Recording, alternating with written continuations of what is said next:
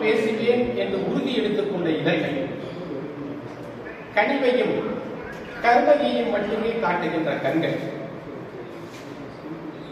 ஓய்வாக அமர்ந்திருக்கக்கூடிய தருணத்தில் கூட அடுத்தவன் என்ன செய்கிறான் என்பதை பார்க்காமல் அடுத்து என்ன செய்யலாம் என்று அலைபாயும் புத்தி, இதையெல்லாம் தான் இந்த சின்னச்சி.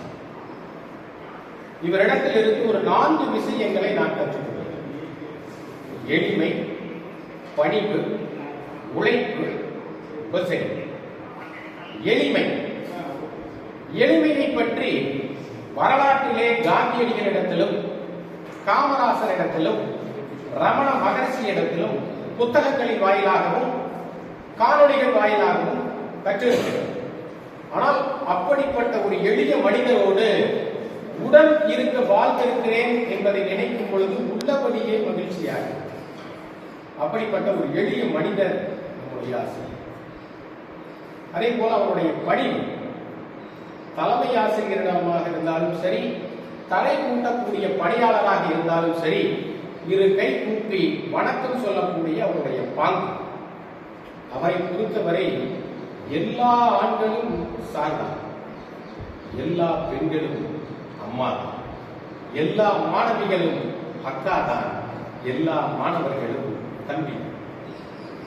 அது அவருடைய பணிவை காட்டுகிறது. அவருடைய உழைப்பு, சில விஷயங்களை பச்சையாக சொல்லலாம் என்று நினைக்கிறேன். அவருடைய கண்பட்ட இடமெல்லாம் பச்சையாக, அவர் கைப்பட்ட இடமெல்லாம் பச்சையாக.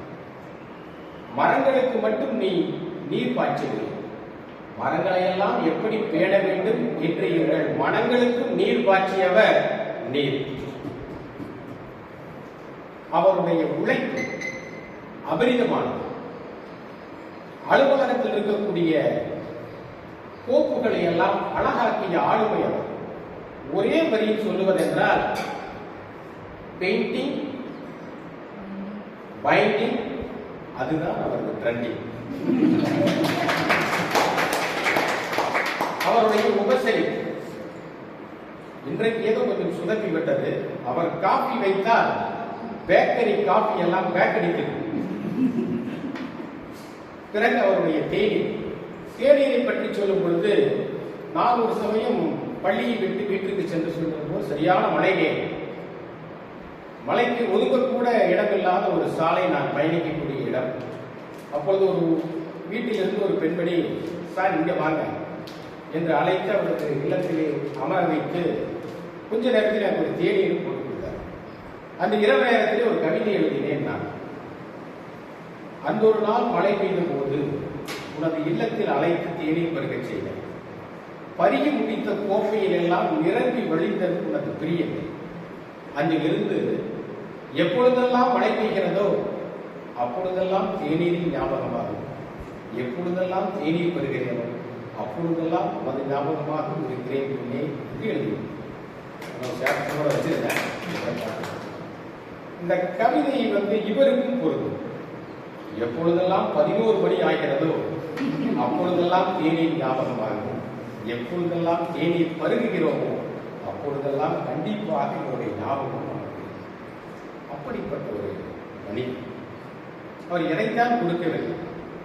இனிப்பு, காப்பு, உவர்ப்பு, துவர்ப்பு எல்லாவற்றையும் வழங்கியிருக்கிறார். கசப்பை மட்டும் அவர் வழங்கியது. அப்படிப்பட்ட ஒரு மாமனிதர். இவரை பற்றி பேசிக்கொண்டிருந்தால் பேசிக்கொண்டே இருக்கிறோம். அவ்வளவு விஷயங்களை வைத்திருக்கிறார். நிறைய நீங்கள் எல்லாம் குறிப்பிட்டது போல முக்கியமாக ஒன்று சொல்ல வேண்டும். நான் பல வருடங்கள் இந்த பள்ளியிலே பணியாற்றியிருக்கிறேன். எந்த ஒரு ஆசிரியருடைய பிரிவு உபச்சார விழாவிலும் இவ்வளவு ஆசிரியர்கள் பேசியதே, இவ்வளவு பேர் பேசினார்கள் என்பதே இவர் மேல் நமக்கு இருக்கக்கூடிய அன்பினுடைய வெளிப்பாடு அதை காட்டுகிறது. ஆகவே எங்கள் மனமும் பள்ளியினுடைய வாசலும் எப்போதும் திறந்தேதான் இருக்கிறது. நீங்கள் எப்போது வேண்டுமானாலும் வரலாம்.